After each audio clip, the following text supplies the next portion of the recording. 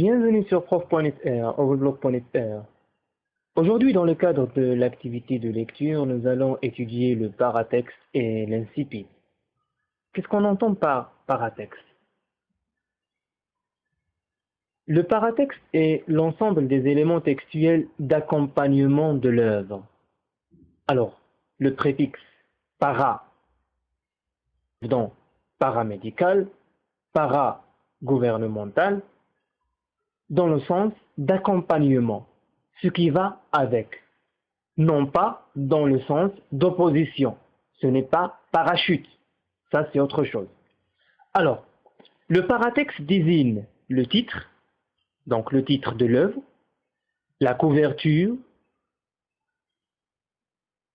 la préface, la dédicace, etc. On peut aussi trouver des notes de bas de page, et ainsi de suite. L'incipit. L'incipit présente l'entrée du texte, dans laquelle l'on trouve une présentation presque complète du sujet du livre.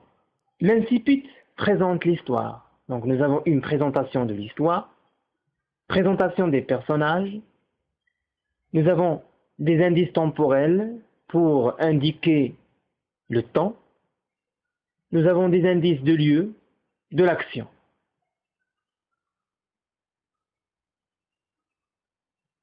Qu'est-ce qu'on entend par hypothèse de lecture? Le paratexte, mais aussi l'incipit, présente ce que l'on appelle l'horizon d'attente. Enfin, il prépare le lecteur qui s'engage, c'est-à-dire il commence par poser des hypothèses et se faire une idée sur l'œuvre, sur le thème, etc.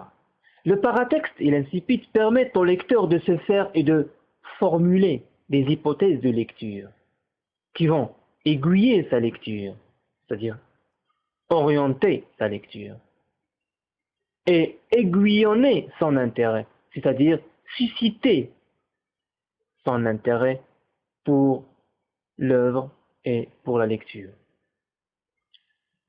Alors, comme mise en œuvre, donc vous allez prendre la boîte à merveilles et nous allons dégager le schéma narratif, le schéma actantiel et le système des personnages pour le premier chapitre. Fin de cette série.